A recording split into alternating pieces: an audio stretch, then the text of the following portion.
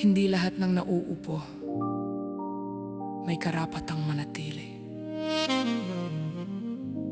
Hindi lahat ng leader marunong magsilbi.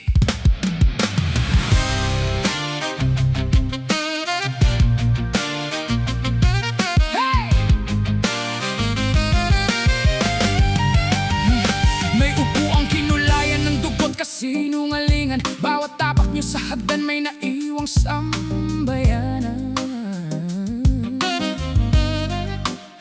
Akala nyo tahimik pag kami umuko, pero nagbibilang lang ng araw ang galit sa puso. Trono na dapat panagutan, ginawang bakasyon. Pagtanong ay pambabastos, pagpuna ay sedisyon. Ang taas ng upuan, ng baba ng prinsipyo. Sa sobrang kapit sa pwesto, patibayan sinakripisyo. Hindi sa inyo ang upuan, hinirap lang yan. Kung abusado ang kamay, babawiin ng bayan. Hindi sa inyo ang kapangyarihan. Kung kayo ang hari, kami ang huhusga sa kasaysayan.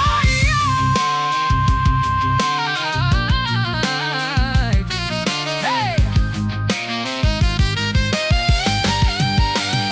Nakaupo kayo habang nakaluhod ang masa. Mga salitang serbisyo pero bulsa ang kasama. Kung may hustisya, bakit piling-pili ang tinatamaan? Kung pantay ang batas, bakit kayo ang laging nakakaligtas? Upuan na parang trono, trono na parang Diyos, pero takot sa tanong, galit sa boses ng tao. Hindi bala ang galit namin, kundi ala-ala na lahat ng rehimen bumabagsak pag nagising ang masa. Hindi sa inyo ang upuan, hinirap lang yan.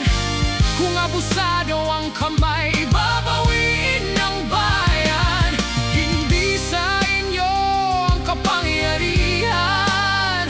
Kung kayo ang hari, kami ang huhusga sa kasaysayan. Tumayo, tumayo, sawang-sawa ka na. Tumindig, tumindig, kung ninanakawan ka na. Ang upuan ay hindi korona, may hangganan ang paghahari ng buhaya. Akala nyo history ay kwento lang sa libro, pero pangalan nyo ang isusulat, mga masasamang tao. Hindi kami galit sa tao, galit kami sa sistema na ginawang normal ang magnakaw ng may eskorta. Kung ayaw nyong bumaba, kami ang aangat. Hindi sa dahas, kundi sa mulat na pagharap. Dahil ang upuan kahit gaano katibay, nanginginig pag ang bayan ay sabay-sabay. Hindi sa inyo ang upuan, pakinggan nyo to. Walang pwesto ang permanente sa mundo kung hindi kayo para sa sambayanan. Kami ang tinig na magpapaalala, hindi kayo ang may-ari ng bayan.